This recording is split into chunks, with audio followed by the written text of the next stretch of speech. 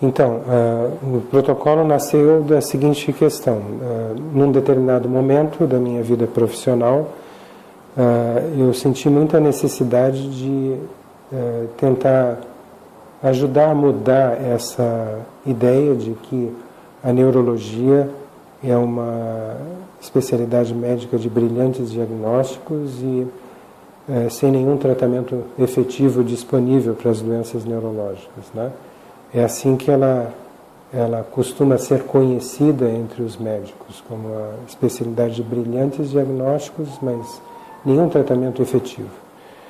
Então, quando eu terminei um período de treinamento clínico em Miami, nos Estados Unidos, no Jackson Memorial Hospital, eu vim para São Paulo com o objetivo de fazer pós-graduação e iniciar a fazer pesquisa experimental, usando então animais de laboratório, montando modelos de doenças neurológicas em ratos, com o objetivo de testar novas possibilidades diagnósticas. E na atividade de fazer pesquisa, você é obrigado a entrar a ter conhecimento, um conhecimento extremamente recente, né? Você não pode apenas ler num livro texto de neurologia que traz informações de 5 ou 10 anos atrás. Você é obrigado a saber o que foi publicado na semana passada em relação ao trabalho de pesquisa que você está fazendo. E essa foi o nosso objetivo. E ao tomar conhecimento de uma quantidade enorme de publicações que não são levadas ao livro-texto, nós passamos a nos questionar por que essas informações não são aplicadas na prática clínica. E eram informações, às vezes, extremamente simples. E aos poucos, pouco a pouco, nós fomos formando uma convicção pessoal de que muitas coisas que trariam grande benefício para os pacientes não são levadas não são discutidas em congressos médicos, não são levadas aos livros-textos, simplesmente porque isso pode reduzir o consumo de medicamentos, principalmente quando esses medicamentos são dispendiosos.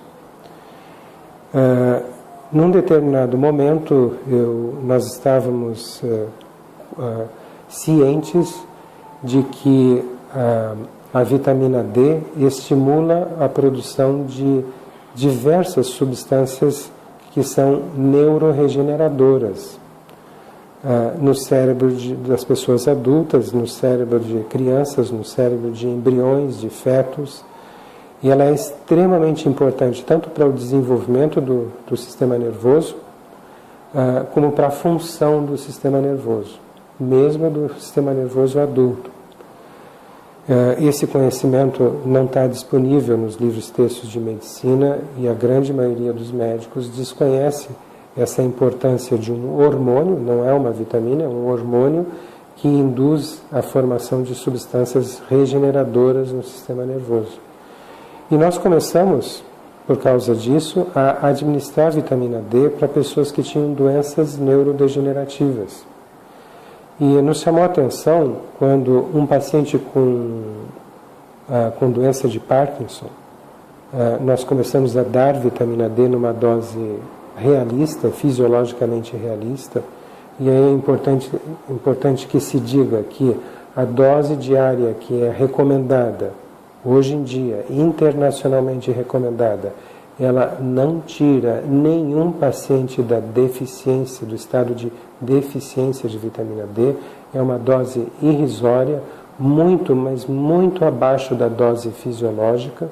Então, quando nós começamos a dar a dose fisiológica, que é a dose de 10.000 unidades por dia, apenas a dose que você produz por poucos minutos de exposição solar, ou seja, se você estiver vestindo camiseta regata e bermuda, com as pernas e os braços expostos ao sol. Então você vai produzir em 20 minutos, se tiver a pele clara e for um indivíduo jovem, você vai produzir cerca de 10 mil unidades de vitamina D por dia. Então 10 mil unidades é uma dose fisiológica, não é uma superdose. Mas a grande maioria dos médicos considera essa dose como uma dose potencialmente tóxica. O que leva a essa ideia é que a dose diária hoje recomendada é de apenas 600 unidades internacionais. Então, o recomendado é 600 unidades, mas se uma pessoa ficar exposta ao sol por apenas 20 minutos, ela produz 10 mil unidades. Então, existe uma defasagem óbvia entre a prática médica e o conhecimento científico.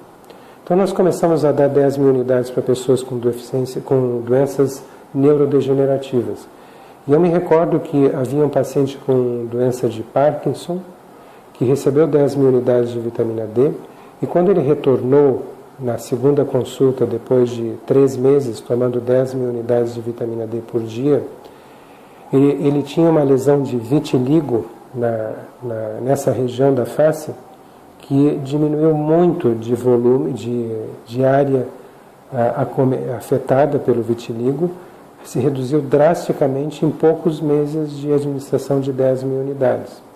Isso nos levou a buscar informações na literatura médica em relação aos efeitos da vitamina D no sistema imunológico. E nós ficamos absolutamente surpresos de ver a quantidade de publicações que já estavam disponíveis já naquela época, que seria aproximadamente 2001 ou 2002.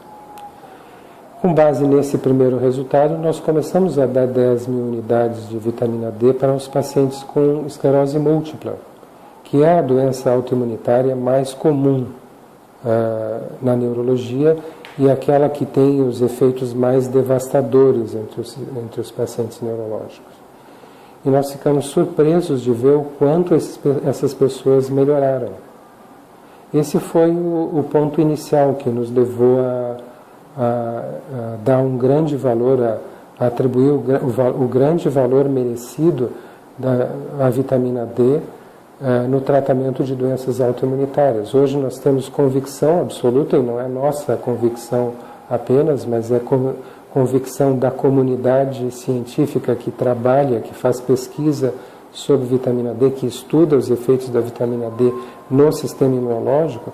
A convicção está bem firmada de que a vitamina D é o maior regulador da atividade do sistema imunológico. Ela modifica o funcionamento de aproximadamente 4.500 genes em cada uma das células do sistema imunológico. Isso torna ela uma substância inigualável. Vou fazer uma comparação para que o público leigo entenda o que eu quis dizer com 4.500 genes, sendo modulados, tendo a sua atividade, a sua expressão modulada pela vitamina D. Imagine-se um arranha-céu, um edifício enorme de prédios comerciais. Imagine que 4.500 portas dentro desse prédio só são abertas ou fechadas por uma única chave. Então, compare esse prédio como sendo cada uma das células do sistema imunológico. E a chave seria a vitamina D. Então, na falta da vitamina D, você não consegue modular, abrir ou fechar, estimular ou reduzir a atividade de 4.500 funções biológicas dentro das células do sistema imunológico.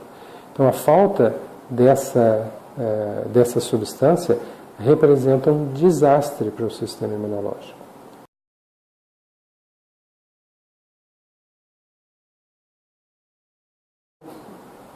Então, os elementos que compõem o tratamento, na realidade, se resumem a um único elemento, que é a vitamina D.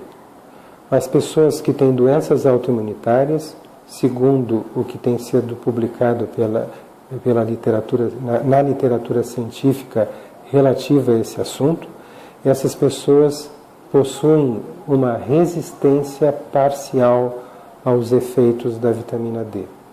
Isso é uma herança genética, elas herdaram essa resistência ou do pai, ou da mãe, ou de ambos. E essa resistência aos efeitos imunomoduladores da vitamina D, que é uma resistência parcial, não é uma resistência completa, é o que torna essas pessoas suscetíveis a desenvolverem doenças autoimunitárias. Né? Então, o grande elemento, talvez quase o único, os outros são talvez responsáveis por menos do que 5% dos resultados, mas 95% dos resultados que nós temos obtido no controle de doenças autoimunitárias, particularmente no controle da esclerose múltipla, são devidos, esses efeitos são devidos, 95% dos efeitos são devidos exclusivamente à vitamina D. E nós precisamos dar doses muito altas de vitamina D para obter o controle completo da doença. Essas doses, no entanto, não são doses que são padronizadas para todos os pacientes.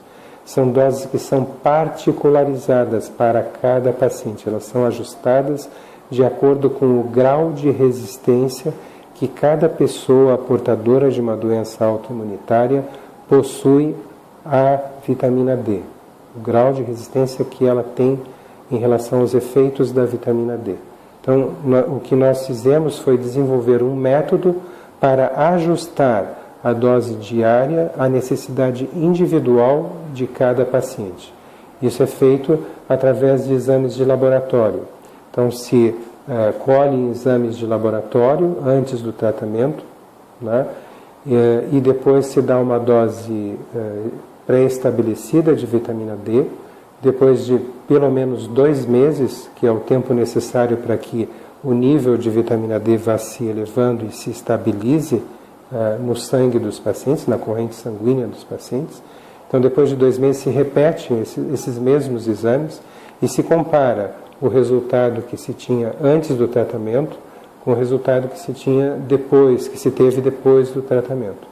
E através dessa comparação nós conseguimos fazer o ajuste da dose individual para aquele paciente, de tal forma a que 2 meses depois desse ajuste nós atingimos o efeito completo, que significa, na prática, significa atingir o estado de supressão da atividade da doença. A doença fica suprimida depois de 2 meses após esse reajuste da dose diária.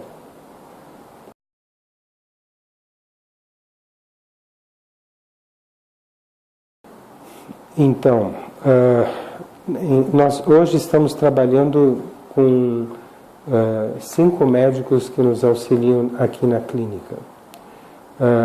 Pessoalmente, eu já atendi cerca de 1.300 pacientes.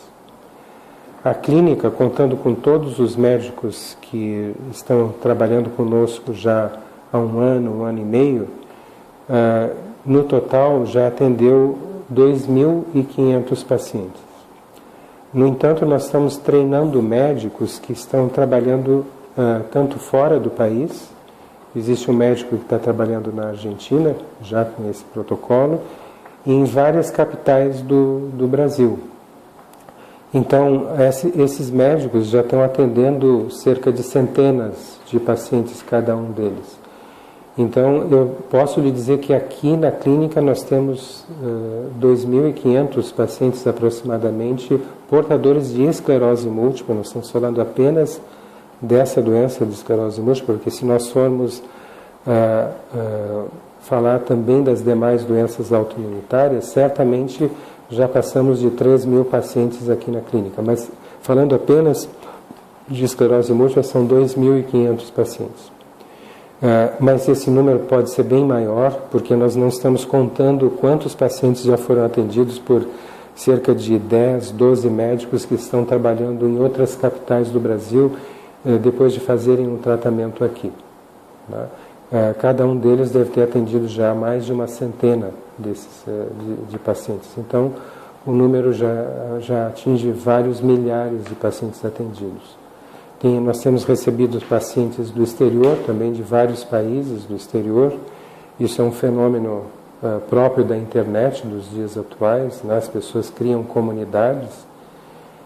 Isso de certa forma, é um hábito libertador, porque os pacientes conseguem entrar em contato uns com os outros, né? E trocar experiências, trocar vivências que eles tiveram com diversos tratamentos. E isso criou um fenômeno próprio dos nossos dias. Hoje em dia, a grande maioria dos pacientes que nos procuram por terem acessado a internet, né? Nós temos um paciente que você entrevistou também, que se chama Daniel Cunha, é um jornalista, né, que já recebeu alta daqui da clínica, é um ex-portador de esclerose múltipla. Isso é uma coisa importante que se diga, né? Depois que a gente consegue ajustar o tratamento, a dose do paciente, e comprova que em 2 ressonâncias consecutivas, intervaladas com 1 ano, ou seja, separadas com 1 ano de intervalo, não houve nenhum surgimento de novas lesões, pode estar desaparecendo lesões recentes, e não existe nenhuma lesão em atividade. Então, quando a gente consegue demonstrar isso e o paciente apresenta melhoras, se ele não tem sequelas antigas, ele volta a uma vida normal. Ao final de 2 anos de tratamento, a gente, durante o período de 2 anos, durante esse período nós fazemos cerca de 3 a 4 consultas. No final desses 2 anos de tratamento, o paciente recebe alta, deve manter aquela dose de vitamina D com as precauções necessárias para que não provoque intoxicação, mas tem que manter essa dose de vitamina D, e a gente recomenda que ele retorne 2 anos depois para uma reavaliação e depois 5 anos depois para uma nova reavaliação. Nós não sabemos ainda por quanto tempo os pacientes vão ter que manter doses altas de vitamina D, e por enquanto nós estamos mantendo esse tratamento por tempo indefinido, pedindo que os pacientes façam uma revisão depois de 2 anos e uma revisão depois de 5 anos, e nesse período talvez a gente já tenha conseguido estabelecer um critério para reduzir a dose, saber quais pacientes podem reduzir a dose e quais têm que continuar, mas nesse momento o tratamento se mantém por tempo indeterminado.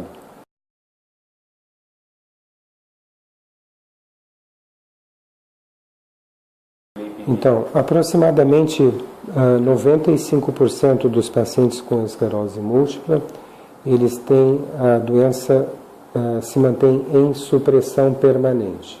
Enquanto eles mantêm essa dose alta, a doença se mantém suprimida, né? Ela está inativa. Não há mais sinais, nem clínicos, nem laboratoriais, de novas lesões.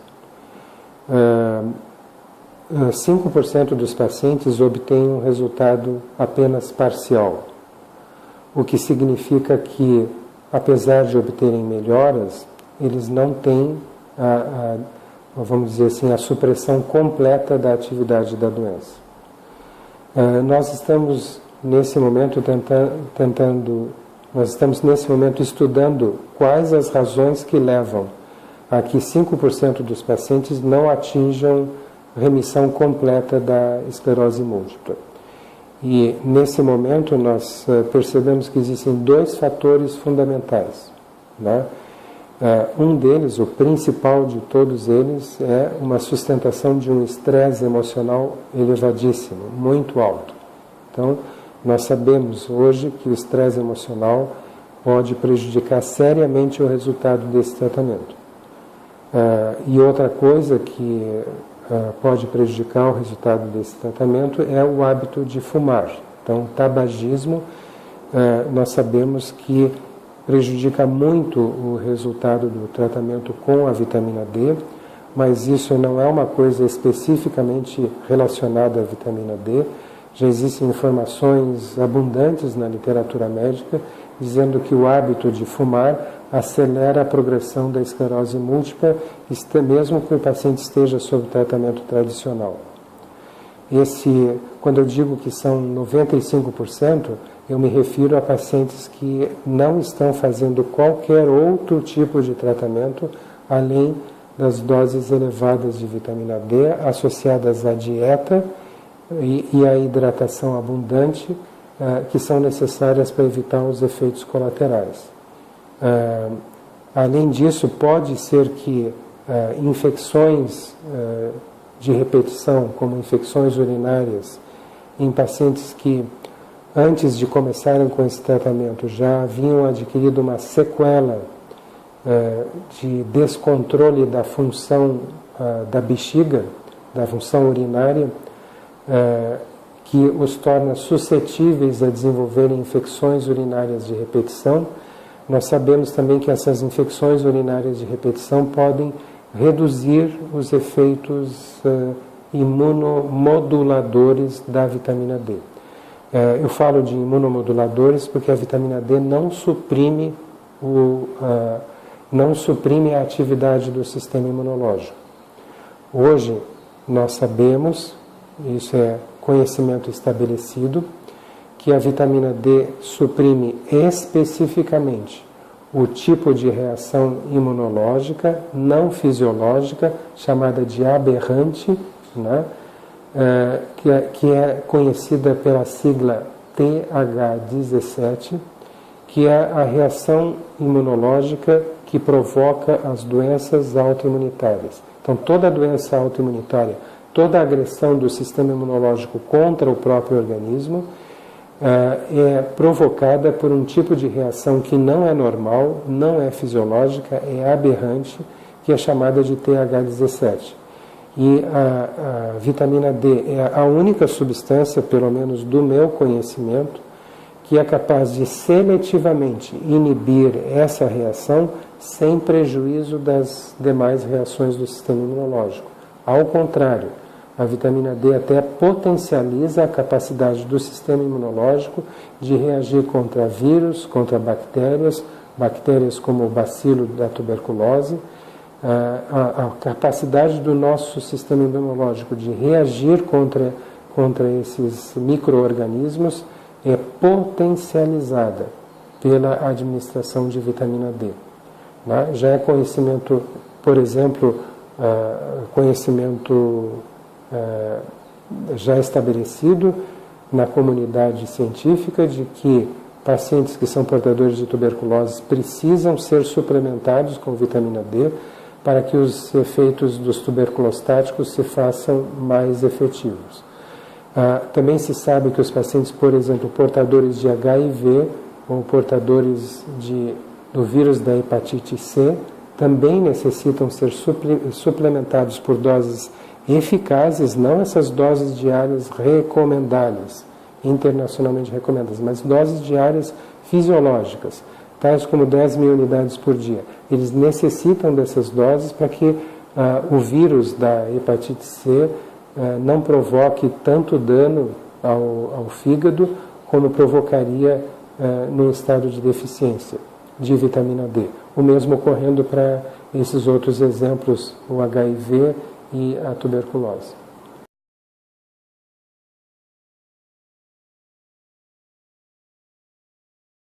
Sim, então a doença de Crohn, a doença inflamatória intestinal, que inclui a doença de Crohn, a retocolite ulcerativa, são doenças que nós temos conseguido controle completo, até agora sem nenhuma exceção, utilizando esse mesmo protocolo de tratamento. É importante a sua pergunta porque o uso de vitamina D no tratamento de doenças autoimunitárias não é direcionado para esta ou para aquela doença. Ele é direcionado para a regulação do sistema imunológico. Por exemplo, sob o efeito da vitamina D, o sistema imunológico aumenta a quantidade de um tipo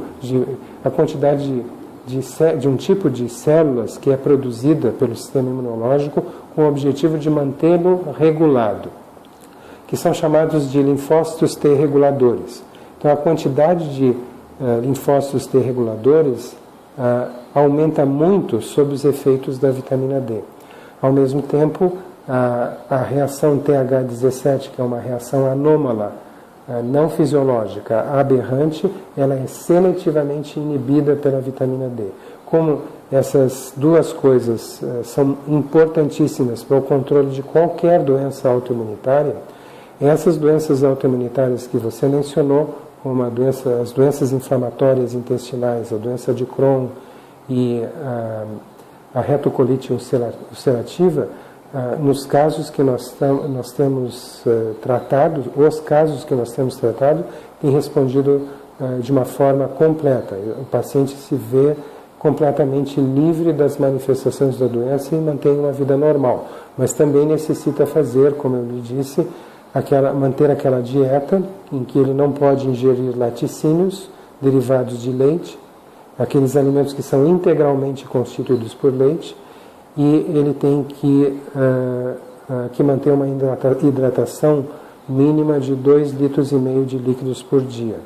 Então, repetindo, essas doenças autoimunitárias que você mencionou, até agora, todos os casos que nós temos atendidos, que não são tantos casos como da esclerose múltipla, são provavelmente algumas dezenas de casos, todos eles têm respondido de uma forma completa, sem exceção aos efeitos da vitamina D em altas doses.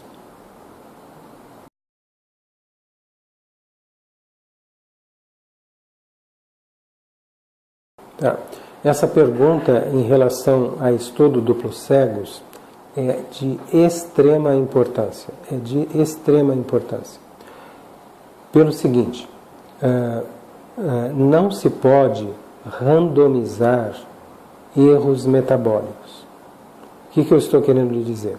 Se eu tenho uma pessoa que tem um problema metabólico identificado pelo laboratório, por exemplo, uma pessoa que tem hipotireoidismo, ela tem deficiência de hormônio da tireoide. Deficiência de hormônio da tireoide é letal, potencialmente letal, e pode provocar sérios danos à saúde da pessoa, se não for corrigida. Outro exemplo, diabetes do tipo 1, crianças que não produzem nada de insulina. Eu sou obrigado a corrigir essa deficiência, eu tenho que dar insulina.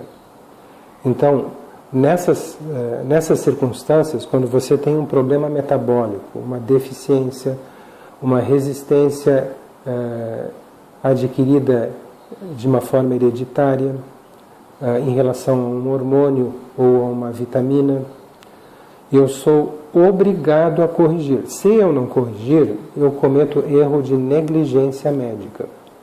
Então, quando você fala de um estudo duplo cego randomizado, você está me dizendo o seguinte, que eu devo ter um grupo de pacientes que vai ser tratado, por exemplo, com a vitamina D, em altas doses, e um grupo de pacientes que vai receber um placebo. O médico e os pacientes envolvidos no estudo não sabem qual paciente está recebendo o quê.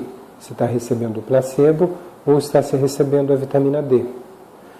Muito bem, eu não poderia fazer esse estudo com crianças diabéticas, por exemplo. Jamais foi feito um estudo duplo cego, randomizado, para saber se insulina é bom para crianças diabéticas. Jamais foi feito e jamais vai ser feito. A mesma coisa acontece com pessoas que têm hipotireoidismo. Tem hipotireoidismo, você é obrigado a tratar. Jamais vai ser feito um estudo duplo cego, randomizado, em que um grupo vai receber hormônio da tireoide e outro vai receber placebo.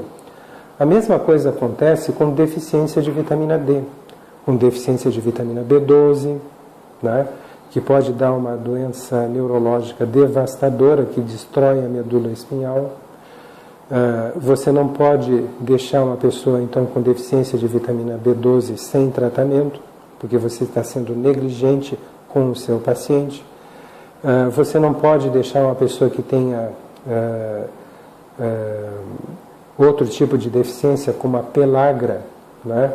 que é provocada por deficiência de niacina, que é a vitamina B3. Você não pode deixar com deficiência, porque dá diarreia, dá dermatite, dá até mesmo a morte da pessoa.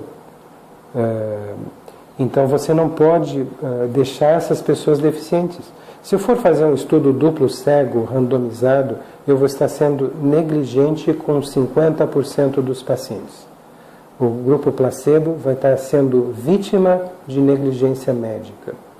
Então isso é um conceito muito importante, porque hoje em dia tenta-se vender à classe médica que qualquer resultado publicado na literatura não deva ser considerado se ele não for o resultado de um estudo duplo cego randomizado. Isso é um grande, mas um grande erro. Pessoas com deficiência de vitamina D ou com resistência aos efeitos biológicos da vitamina D têm que ter essa deficiência corrigida, essa resistência compensada com uma dose maior, que é capaz de proporcionar a esse indivíduo todos os efeitos biológicos da vitamina D. Então, nós não temos nenhum estudo duplo cego randomizado, não vamos fazer com nenhum paciente, porque existem dois grandes, vamos dizer assim, princípios básicos da prática médica. Dois grandes princípios básicos. Isso é ensinado em todas as escolas médicas do mundo ocidental. O primeiro princípio diz assim: não piore a situação, não faça mal, não atue sobre o seu paciente de forma a provocar a piora da situação clínica dele. E o segundo princípio diz assim: faça ao seu paciente todo o benefício que você puder. Então, se eu deixar um paciente com deficiência de vitamina D, sabendo que ela é um grande imunomodulador, talvez, no meu entender, certamente o mais potente substância imunomoduladora que existe na natureza. Um paciente que está com uma doença autoimunitária, que está, portanto, com o sistema imunológico desregulado, fazendo ou produzindo uma reação imunológica aberrante, não fisiológica, chamada de TH17. Se eu deixar essa pessoa com deficiência da única substância que seletivamente, de uma forma poderosa, é capaz de inibir essa reação TH17, produzindo linfócitos reguladores, eu estou sendo negligente com essa pessoa. Então, eu jamais vou fazer estudo duplo cego randomizado utilizando vitamina D e placebo em pessoas portadoras de doenças autoimunitárias. Por quê? Porque eu não faria isso com a minha filha, eu não faria isso com a minha esposa, então eu não faço com o meu paciente.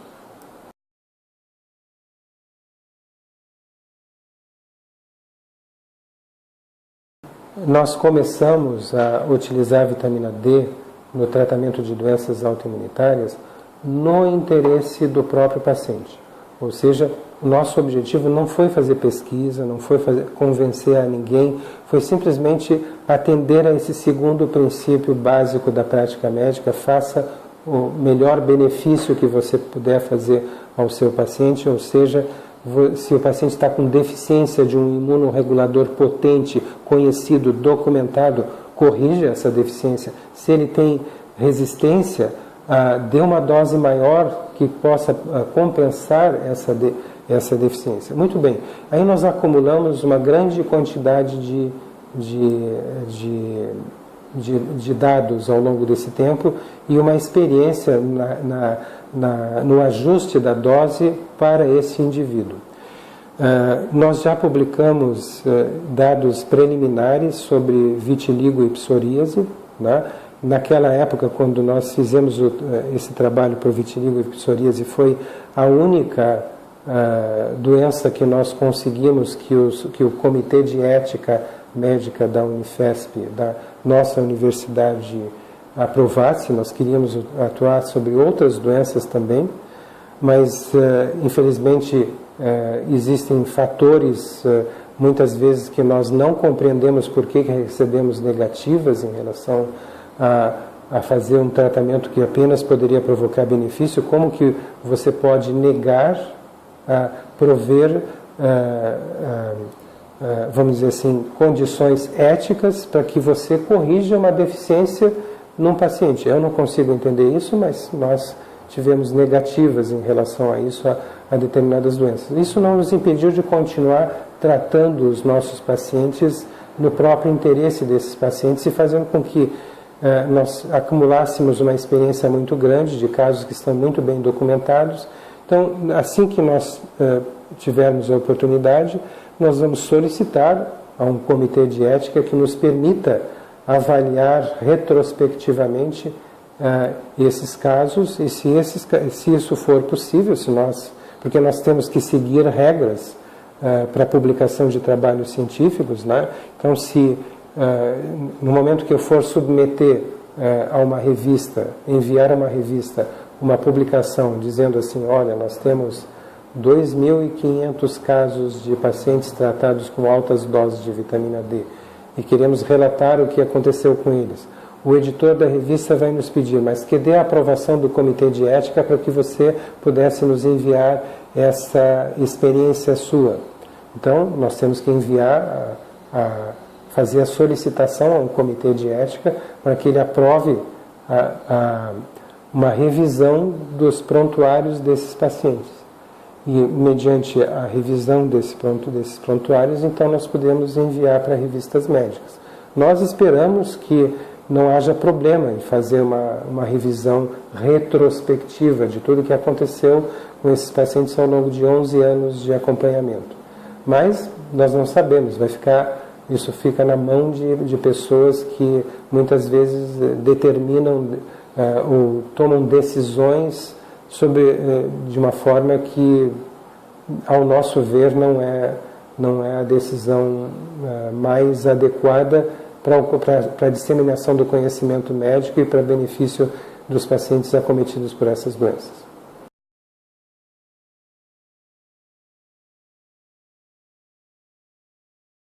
Sim, exatamente. O percentual de sucesso é similar à esclerose múltipla, mas é importante que se diga que quando nós publicamos esses trabalhos com psoríase e vitiligo, nós usamos uma dose fixa para todos os pacientes de 35.000 unidades por dia, associada à dieta sem laticínios para evitar efeitos tóxicos sobre o rim e a hidratação abundante. Naquela ocasião, nós não utilizamos esse método de ajuste individual da dose para cada paciente.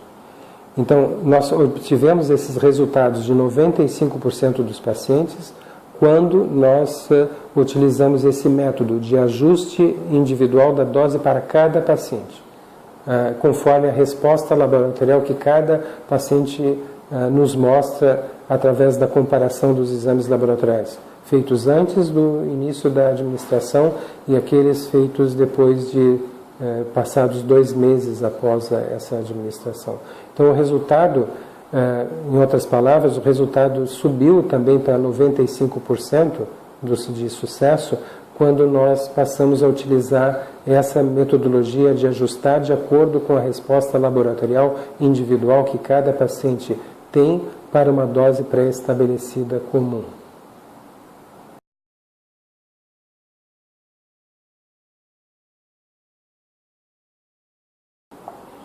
Então, altas doses de vitamina D funcionam para as doenças autoimunitárias em geral, né? As doenças neurológicas autoimunitárias que nós temos utilizado vitamina D são, além da esclerose múltipla, neurite óptica isolada, não parte da esclerose múltipla. Nós temos utilizado também para doenças como a síndrome de Guillain-Barré.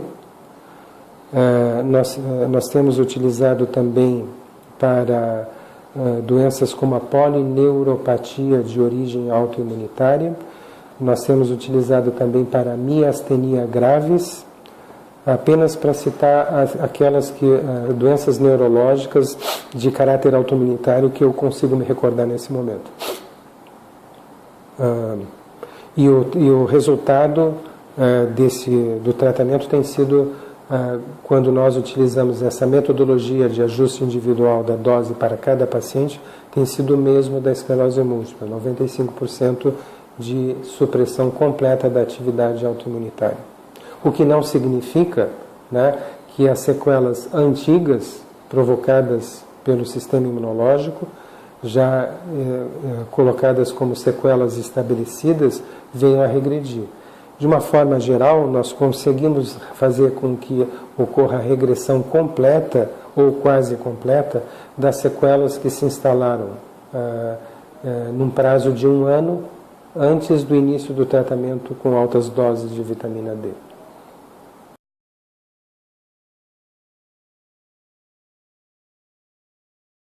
Existem outras doenças que também a ocorrência delas é favorecida ou é dependente da presença de uma deficiência de vitamina D. Por exemplo, a ocorrência de abortos de repetição no primeiro trimestre da gestação. Hoje em dia isso é considerado uma doença autoimunitária. O sistema imunológico rejeita a implantação do embrião. E a ocorrência disso é dependente da presença de deficiência de vitamina D e de resistência parcial aos efeitos biológicos imunorreguladores da vitamina D. Também a ocorrência de hipertensão, pressão alta, muito alta, no final da gestação, em situação chamada de eclâmpsia ou pré-eclâmpsia, colocando em risco a vida da gestante no final da gestação, fazendo com que o obstetra tenha que antecipar o nascimento da criança através de uma cirurgia de cesariana. E essa também é uma ocorrência que é prevenida pela administração de doses adequadas de vitamina D. Adequadas, eu menciono, cerca de 10 mil unidades por dia. Além disso, gestantes que não se expõem ao sol adequadamente, elas mantendo níveis muito baixos de vitamina D, elas correm alto risco de darem à luz a crianças que depois mostram comportamento autista, ou seja, o autismo é altamente favorecido pela deficiência de vitamina D, que ocorre na gestação e nos primeiros anos de vida. Também a deficiência de vitamina D ocorrendo no início da vida do indivíduo, no final da gestação ou nos primeiros anos de vida, aumenta muito a possibilidade que esse indivíduo, ao atingir a adolescência, desenvolva doenças psiquiátricas como esquizofrenia. Independente da idade do indivíduo, a deficiência de vitamina D favorece muito a ocorrência de depressão, né? Processos depressivos são favorecidos ou até mesmo induzidos pela presença de deficiência de vitamina D, que raramente é investigada pelos médicos que hoje em dia tratam pessoas portadoras de depressão. Então nós temos nós temos hipertensão. É importante falar sobre diabetes. Tanto o diabetes do tipo 1, que é autoimunitário, como o diabetes do tipo 2, que é o diabetes da maturidade, são altamente favorecidos pela deficiência da vitamina D. A produção de insulina é favorecida pela vitamina D, e a deficiência de vitamina D proporciona ou favorece a ocorrência de diabetes. Talvez seja uma das áreas onde mais tem sido pesquisada os efeitos da deficiência da vitamina D, tenha sido no caso do diabetes e das lesões que o diabetes provoca no organismo. Eu acho que essas são as mais importantes doenças que têm sido mencionadas em relação à vitamina D.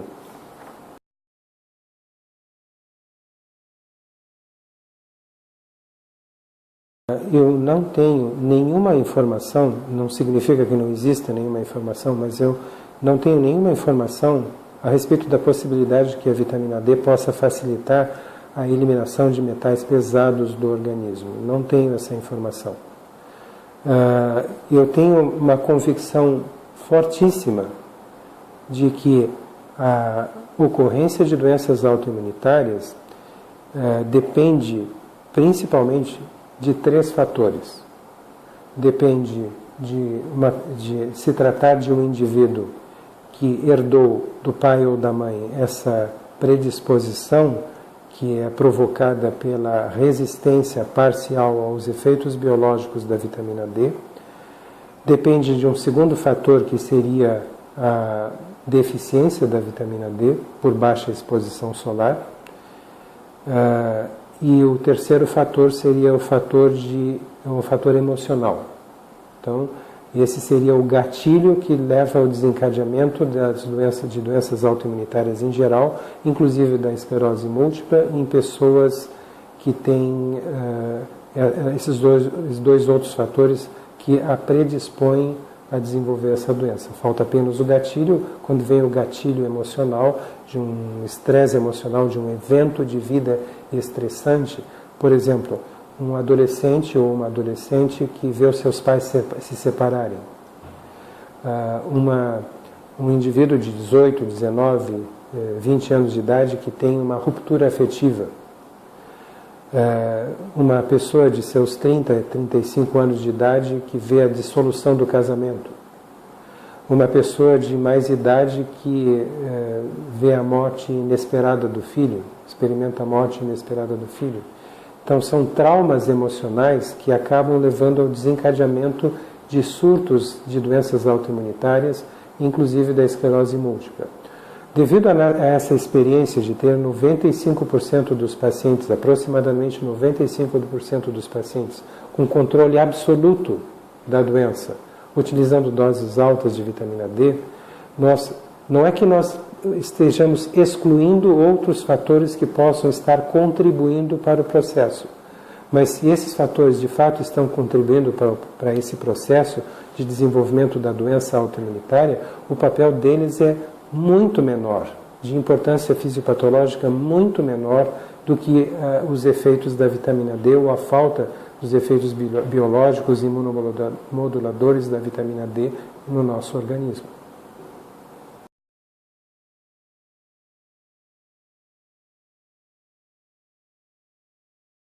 Muitos pesquisadores dizem que uma pessoa com esclerose múltipla, ela por ter, vamos dizer assim, uma deficiência neurológica que a impede de caminhar livremente, ela tende a ficar mais em ambientes confinados, dentro de casa, né? E por isso ela tem menor exposição solar e por isso ela teria deficiência de vitamina D. Então, eles dizem que a deficiência de vitamina D é consequência da doença e não a causa da doença. Essa seria a argumentação. Certo? Bom, isso não explica por que quando se administra, e já existem estudos publicados desde 1986, quando você avalia quantas crises uma pessoa teve ao longo de alguns anos antes de começar a ser suplementada por vitamina D e depois que ela foi suplementada com vitamina D, por que essas crises diminuíram drasticamente? O número de surtos diminuiu, em inglês chamado de relapse, diminuiu drasticamente. Essa argumentação está desconsiderando o papel fundamental da vitamina D, já muito bem documentada como imunomoduladora. Ou seja, vitamina D inibe a reação subjacente a todas as doenças autoimunitárias, que é a reação aberrante não fisiológica chamada TH17. Vitamina D aumenta a quantidade de linfócitos imunorreguladores. O nível de vitamina D, quanto mais elevado ele é, mais baixa é a atividade da doença autoimunitária. Menor é o nível de vitamina D, mais alta é a atividade da doença autoimunitária. Se você considerar todos esses fatores em conjunto, você vai ter apenas uma única explicação. A deficiência de vitamina D leva a doenças autoimunitárias. Um outro fator que pode ser agregado a esse conjunto, que só é explicado por se entender a vitamina D como a deficiência da vitamina D como determinante ou facilitadora da ocorrência da doença autoimunitária, é a diferença em relação à linha do Equador. Quanto mais você se afasta da linha do Equador, maior é a ocorrência de doenças autoimunitárias. Aí você pega um país onde que está bem distante da linha do Equador, como a Noruega, por exemplo. Então você vê o norte da Noruega com um nível de esclerose múltipla estranhamente contrariando a regra da linha do Equador, ou seja, no norte da Noruega você tem uma menor ocorrência de doenças autoimunitárias, como a esclerose múltipla, em relação ao sul da Noruega, onde está localizada a cidade de Oslo, né? E isso é explicado também pela questão da vitamina D, porque no norte da Noruega a dieta é basicamente feita na dependência do consumo de peixes de água fria, que são peixes gordurosos, como o bacalhau e o salmão, cuja gordura tem alta quantidade de vitamina D. Então, você apenas consegue inverter a regra da linha do Equador quando você também, essa inversão também é explicada, ou seja, a exceção à regra da linha do Equador também somente é explicada pela vitamina D. A mesma coisa você verifica, por exemplo, na Suíça.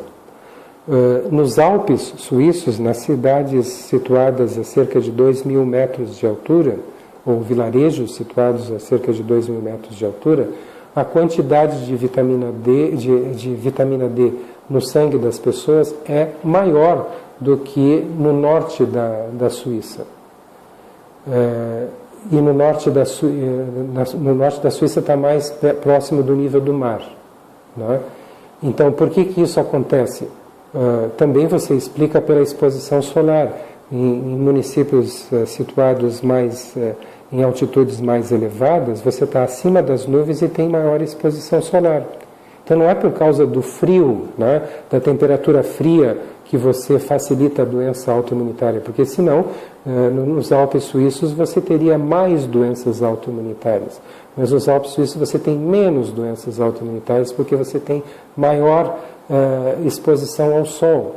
E por ter maior exposição ao sol, você tem mais vitamina D.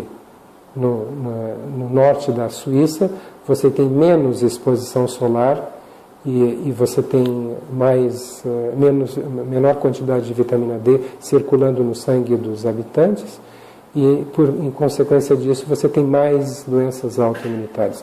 Toda a epidemiologia das doenças autoimunitárias só é explicada por um único fator, que é a deficiência da vitamina D.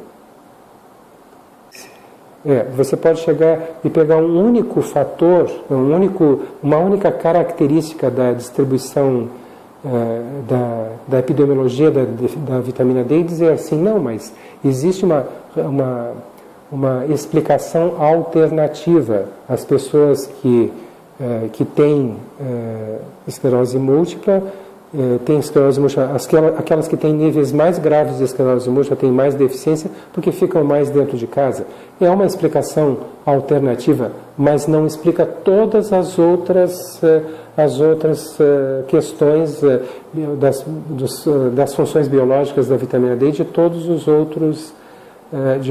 outros características epidemiológicas da vitamina D.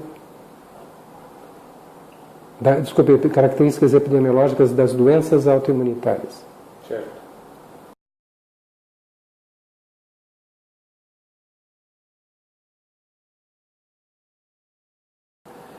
Então, o paratormônio para nós tem extrema importância. Por quê? Porque quando você administra a vitamina D inibe a produção de paratormônio.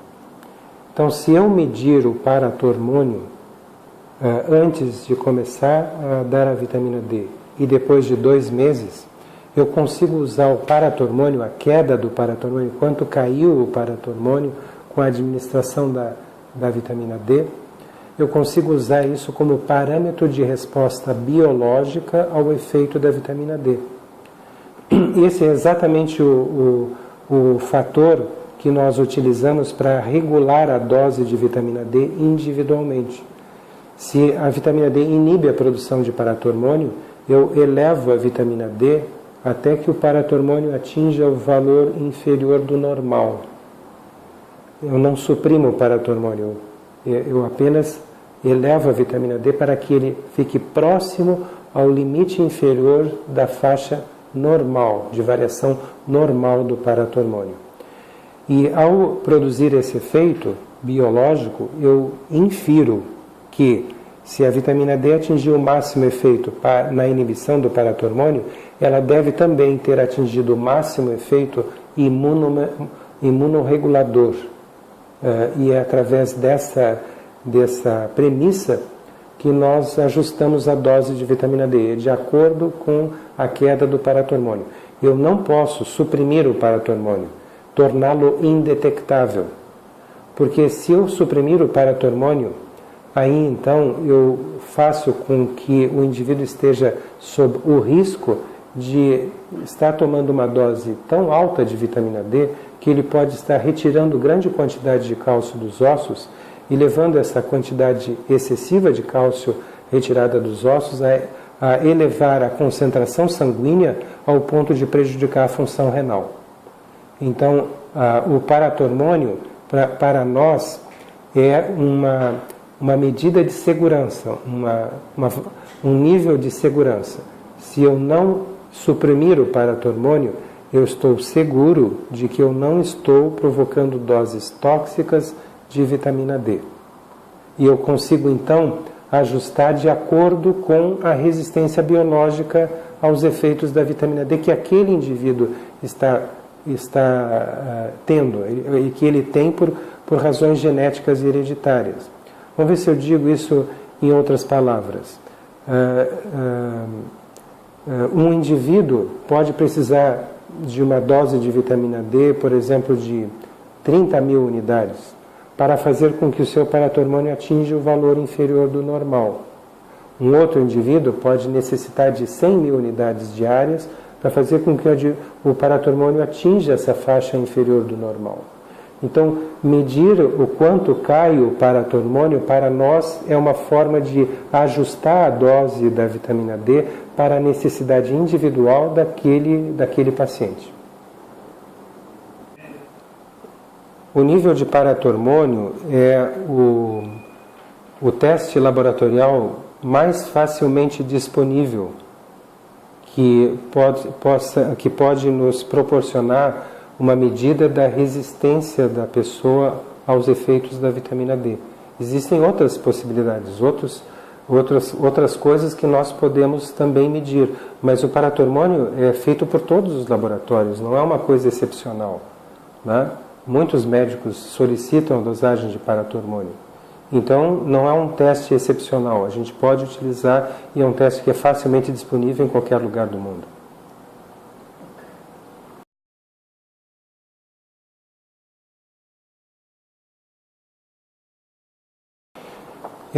Na realidade, a gente, de certa forma, já respondeu essa pergunta, né?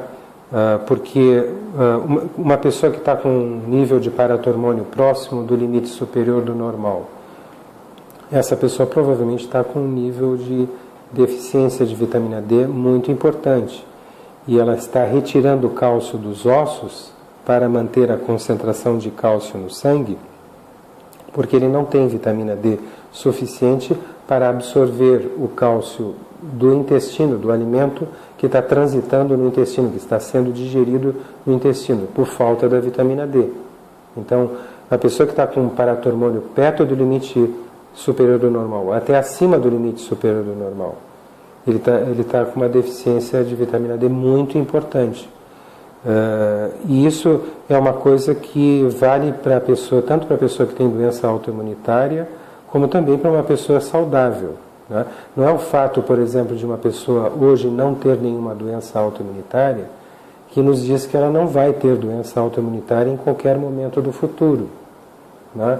Então, em termos de prevenção, é muito importante, até de prevenção de doenças autoimunitárias, que a pessoa mantenha o seu nível de paratormônio pelo menos no ponto médio entre o valor inferior e o superior do normal, através de uma administração de uma dose realista de vitamina D. Então, mesmo a pessoa saudável, tomando uma vitamina D de 10.000 unidades, ela provavelmente, não certamente, mas provavelmente essa dose vai ser suficiente para manter o seu paratormônio dentro da faixa normal de variação, não perto do limite superior ou acima do limite superior.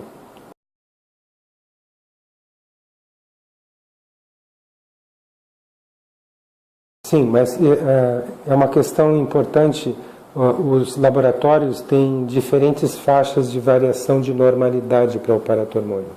Então, um laboratório pode dizer que para o teste que ele faz, a forma como ele mede o paratormônio, o nível normal varia, por exemplo, de 4 a 58 picogramas por ml de soro. Um outro laboratório pode dizer que, para ele, a faixa de normalidade vai de 12 a 65 picogramas por ml de soro. Então, essa questão do nível abaixo de 20 é para pessoas que usam um laboratório que dizem que é de 12 a 65. A gente quer deixar entre 20 e 12. Mas uma pessoa que usa um laboratório que está dizendo que para este laboratório, esse segundo laboratório, o valor normal é de 4 a 58, então eu tenho que deixar entre 10 e 4. Ou seja, é a mesma coisa que eu lhe disse, eu quero deixar próximo do limite inferior do normal, mas não abaixo do limite inferior do normal. E eu ajusto a dose de vitamina D para obter esse efeito. Então não é necessariamente abaixo de 20. Abaixo de 20 ou abaixo de 10, ou entre 12 e 20, ou entre 10 e 4, depende de qual é a faixa de normalidade que o laboratório usa como referência. Né? Então vai depender do laboratório.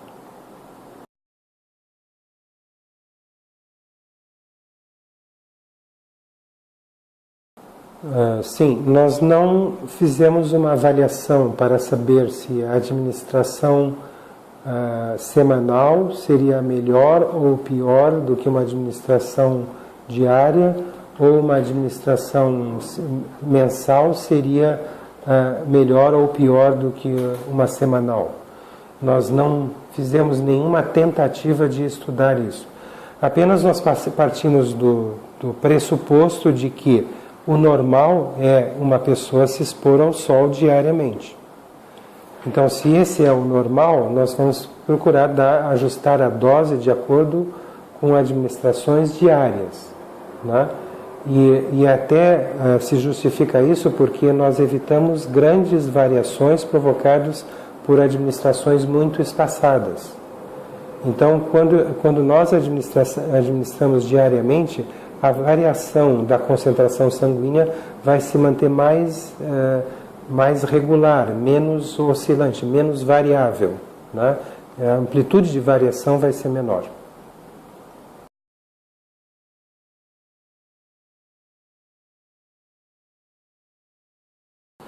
Não, a pessoa que toma 10 mil unidades por dia, ela está tomando uma dose fisiológica, que ela tomaria a mesma dose que ela produziria na pele se expusesse ao sol por 10 minutos sem protetor solar, vestindo camiseta regata e bermuda, ou seja, deixando braços e pernas expostos ao sol, sendo uma pessoa de pele clara e jovem. Então, isso não pode provocar nenhum problema para ninguém, porque é o que normalmente nós produzimos. Então, não há necessidade de fazer qualquer dieta ou qualquer hidratação especial, além daquela que todo indivíduo deve tomar para manter a sua saúde de uma forma geral, mas não há necessidade de tomar nenhuma medida de precaução por estar tomando 10 mil unidades de vitamina D. A minha filha toma 10 mil unidades de vitamina D por dia há mais de 6 anos. Não há nenhum problema em tomar 10 mil unidades de vitamina D, não há necessidade de fazer qualquer medida de precaução. Essa definitivamente não é a dose tóxica, essa dose é vendida sem receita médica nos Estados Unidos sem nenhum problema.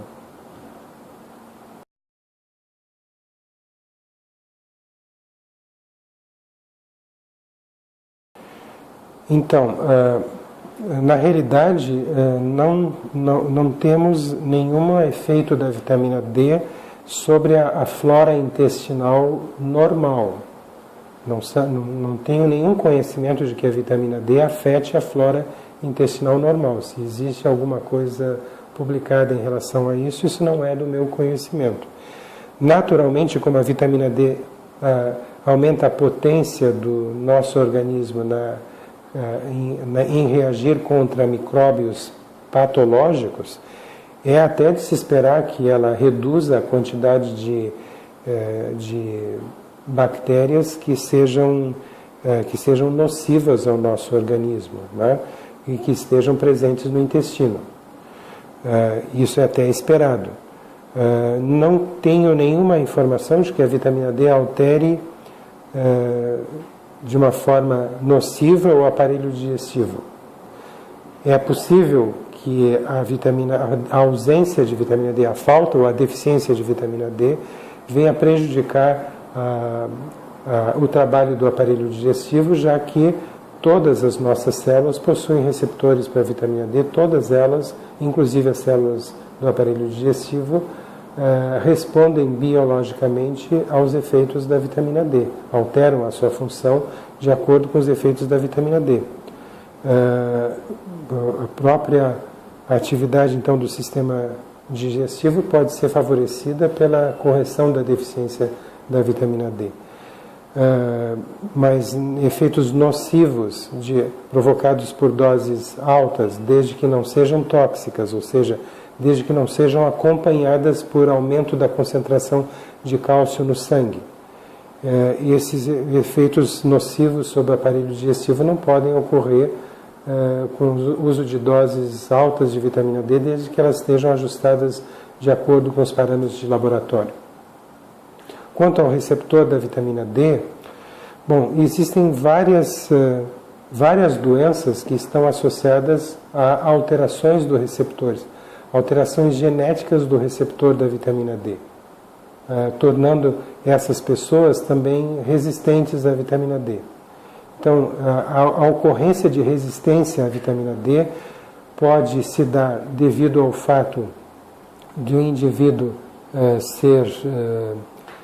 ter uma alteração da enzima que faz as ativações da vitamina D. São duas hidroxilases, né, enzimas chamadas de hidroxilases. Então, o indivíduo pode ter alterações da primeira hidroxilase, pode ter alterações da segunda hidroxilase, pode ter alteração do receptor da vitamina D, que está presente nas células alvo do efeito da vitamina D, da ação da vitamina D. E pode também, esse indivíduo pode ter uma alteração genética também, hereditária, da proteína que segura a vitamina D e carrega a vitamina D na circulação. Então, são várias alterações genéticas que podem explicar a resistência de um indivíduo à vitamina D ou a resistência do outro indivíduo à vitamina D através de uma outra alteração genética. O indivíduo, por outro lado, também pode necessitar de muito mais vitamina D pelo fato de que tem um peso excessivo para a sua altura. Uma pessoa de idade mais avançada tem uma menor quantidade de receptores para a vitamina D por célula, ou seja, diminui a concentração de receptores da vitamina D em cada célula devido ao avanço da idade. Então, são vários pontos em que um indivíduo pode ter explicada a sua resistência parcial aos efeitos da vitamina D. Um indivíduo pode ter 2 desses pontos, um outro indivíduo pode ter 3 deles, contribuindo para a resistência à vitamina D. Por isso, você utilizar um efeito final de toda essa cadeia de eventos, que é a redução dos níveis de paratormônio. É uma forma de você, vamos dizer assim, evitar de ter que verificar qual é o tipo de razão, por qual razão aquele indivíduo é resistente. Não importa se é por uma, por duas, por esta, por aquela, ou por mais do que uma razão que ele seja resistente à vitamina D. Você medindo um efeito biológico, que é a redução dos níveis de paratormônio, você vê o efeito final de todas essas possíveis pontos de resistência à vitamina D. E é uma forma, então, de você otimizar o seu trabalho no sentido de atingir o melhor efeito biológico da vitamina D para aquele indivíduo, sem ter que fazer múltiplas tipagens genéticas para saber que encareceriam muito esse tratamento. Então, você simplifica tudo medindo só um único efeito biológico, que seria a redução do nível de paratormônio.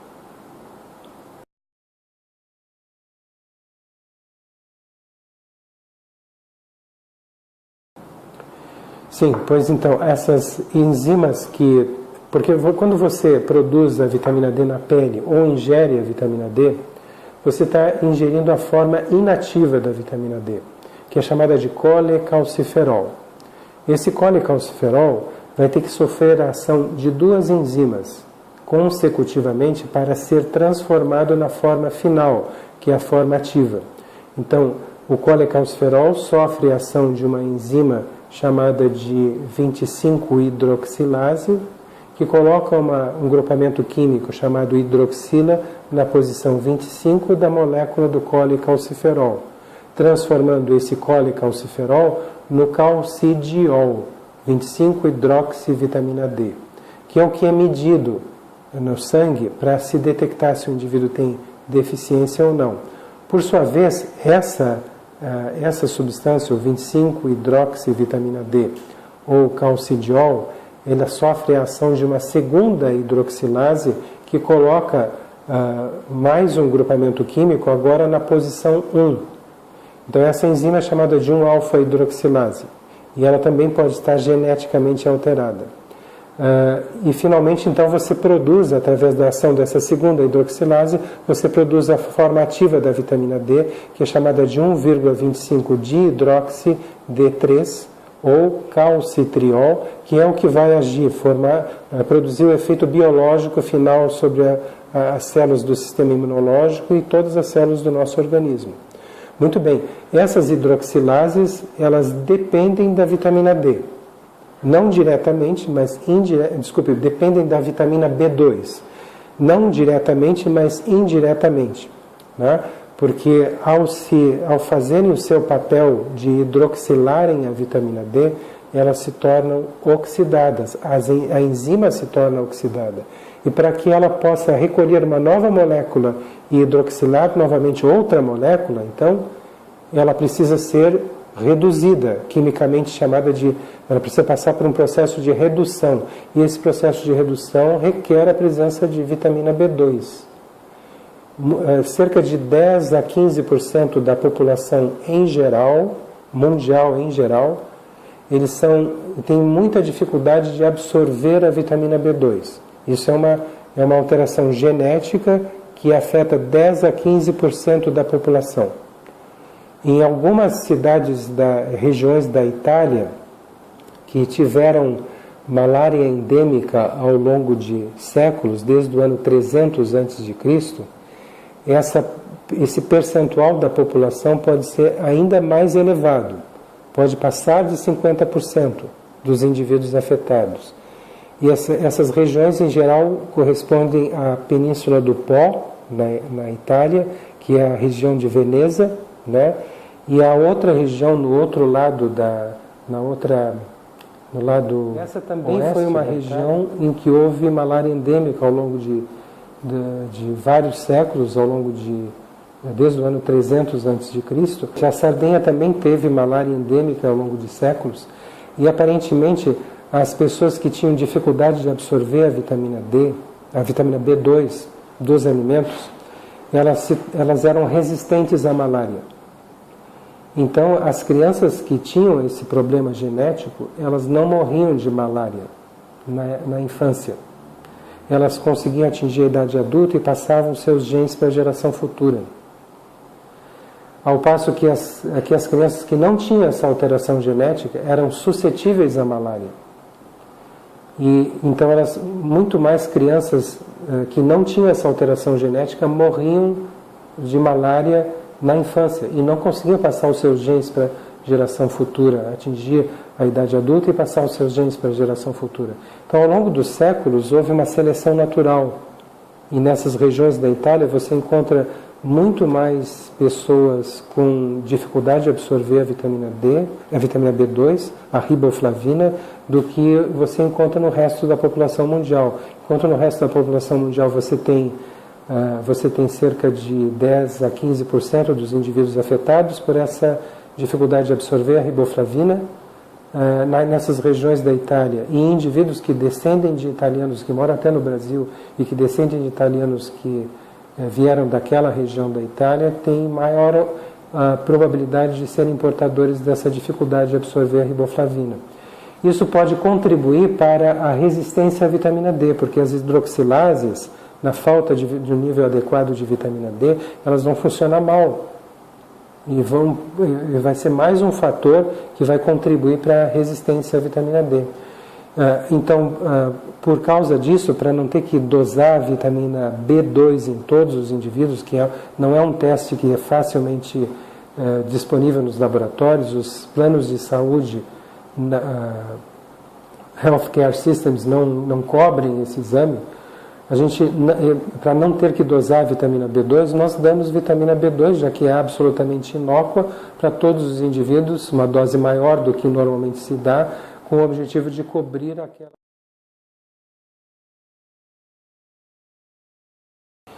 Bom, nós medimos o fósforo porque a vitamina D ela mobiliza tanto cálcio como fósforo do tecido ósseo, né? E como nós estamos usando doses inéditas de vitamina D, isso foi uma sugestão, inclusive do professor Michael Hawley, que a gente devia documentar tudo o que está acontecendo, né?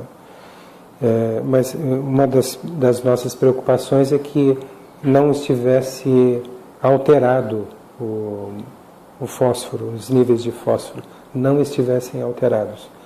E, de fato, essas doses que nós estamos usando com essas precauções não têm alterado os níveis de fósforo, né? Então, isso é apenas uma precaução para ter certeza que os pacientes estão bem, sob o ponto de vista laboratorial. Todos os parâmetros laboratoriais que podem ser alterados por doses altas de vitamina D estão sendo medidos. E esse é um deles. Essa é a razão pela qual nós medimos os níveis de fósforo.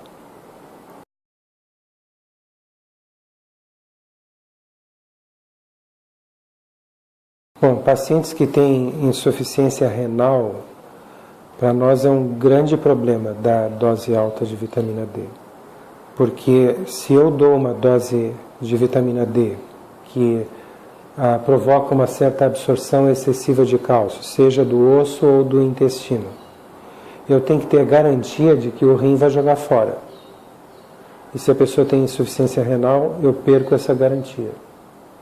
Então, para nós, se uma pessoa vem com insuficiência renal, isso dá muito mais trabalho, tem que ter muito mais cuidado do que uma pessoa que tem função renal normal. Essa é a única coisa que eu posso acrescentar em relação à questão da insuficiência renal. Existem doenças como o lúpus eritematoso sistêmico, em que o sistema imunológico agride o rim, né?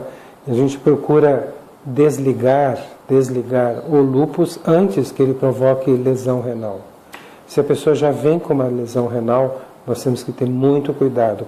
Nós começamos com doses menores de vitamina D para ter segurança de que nada vai acontecer com essa pessoa. Entende? Porque eu preciso que o rim jogue fora qualquer excesso que seja de cálcio que apareça na circulação. E se a pessoa tem insuficiência renal, isso se torna um problema.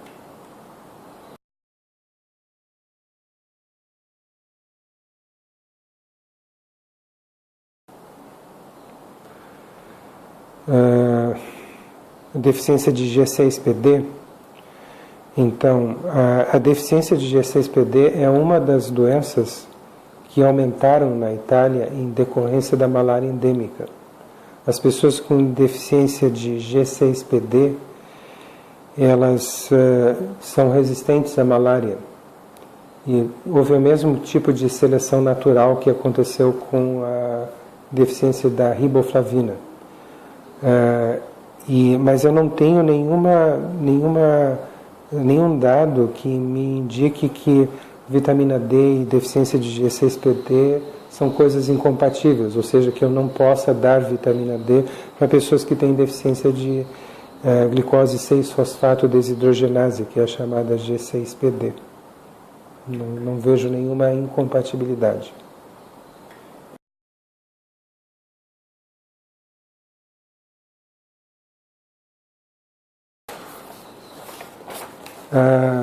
Não tenho essa informação de que a vitamina D possa beneficiar pessoas com distonia. Em princípio não deve haver nenhuma, mas eu posso verificar, porque a vitamina D tem ela é uma substância chamada de uma substância com funções pleiotrópicas, ou seja, tem tantas funções que todas as células respondem à vitamina D, que eu não posso dizer que, pelo fato de que eu não tenha tido notícia, ou não tenha sido publicado nenhum trabalho a respeito de vitamina D e distonia, que ela não possa propiciar qualquer benefício para pessoas com distonia. Mas essa informação eu não tenho presente, não tenho disponível nesse momento.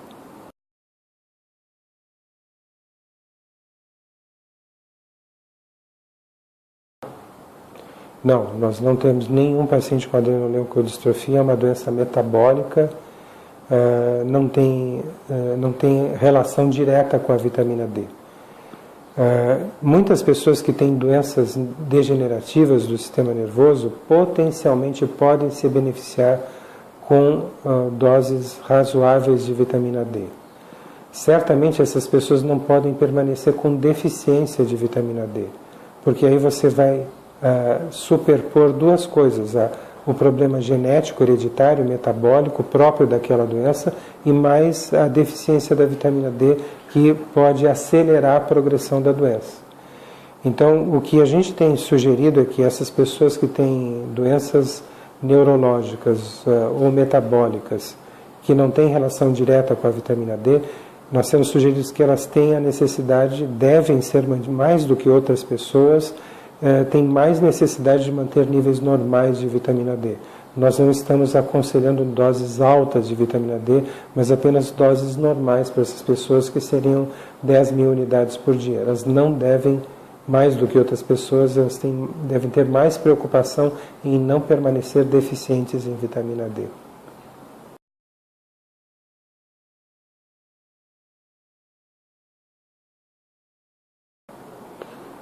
Um paciente que toma esse anticoagulante com a vitamina D, em princípio não existe nenhuma incompatibilidade de tomar vitamina D, fazer tratamento com vitamina D ou com altas doses de vitamina D, guardadas aquelas precauções, né, que a gente já comentou, dieta e hidratação.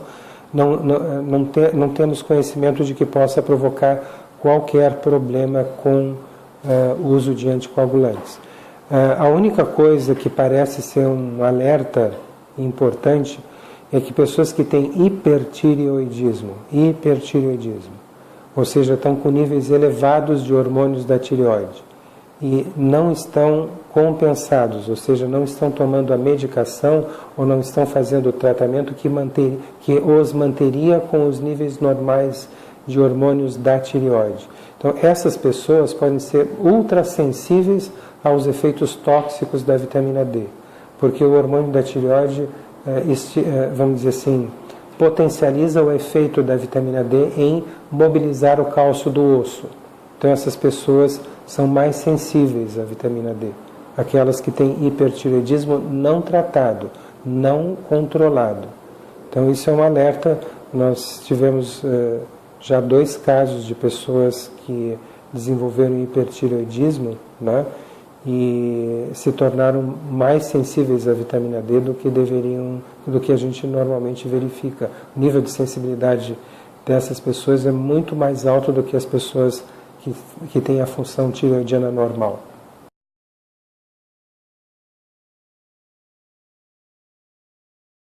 Sim, nós temos orientado os pacientes a que, se eles tiverem que tomar antibióticos ou anti-inflamatórios, drogas que são tóxicas para o rim, eles devem aumentar a hidratação, não só ingerirem 2,5 litros, mas 1 litro a mais. 3,5 litros de líquidos por dia, para que quando a droga passe pelos rins, ela esteja diluída, para diminuir qualquer efeito nefrotóxico, tóxico para os rins, através da diluição da droga.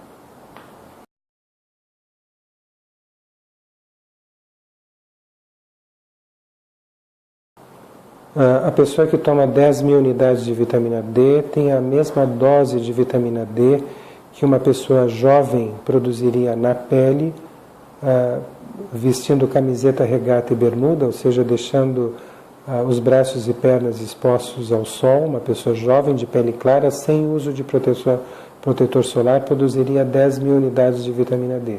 Então, 10.000 unidades de vitamina D não pode, em hipótese alguma, ser considerada dose tóxica de vitamina D.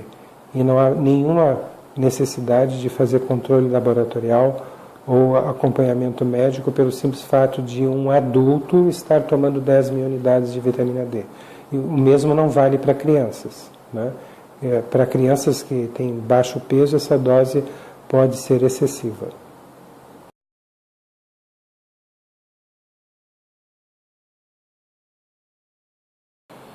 Sim, desde que o simpósio seja consequente, ou seja, produtivo, que se possa entrar em contato com profissionais que estejam dispostos a trabalhar com esse protocolo, né?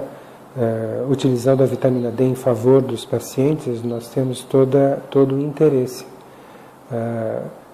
O que talvez seja pouco produtivo é nós irmos à Itália com o objetivo apenas de fazer o que nós estamos fazendo aqui, de orientar o seu público, né? Porque nós estaríamos apenas repetindo as mesmas coisas.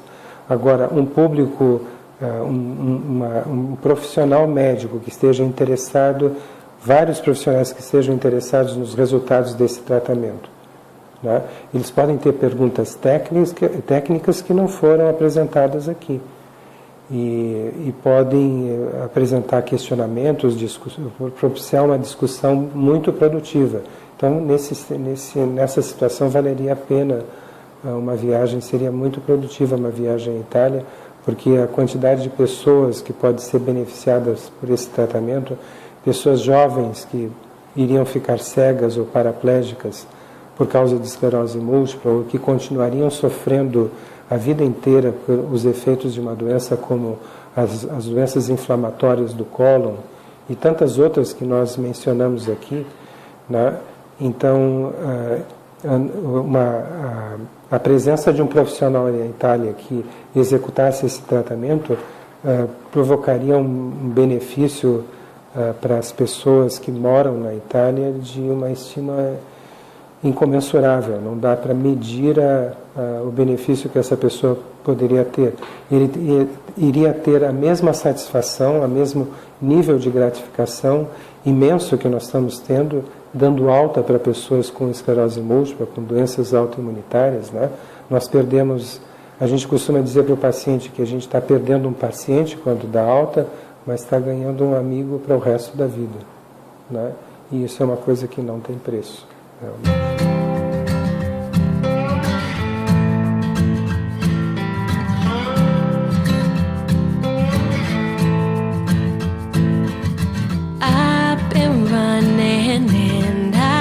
Screaming and I've been crawling after you.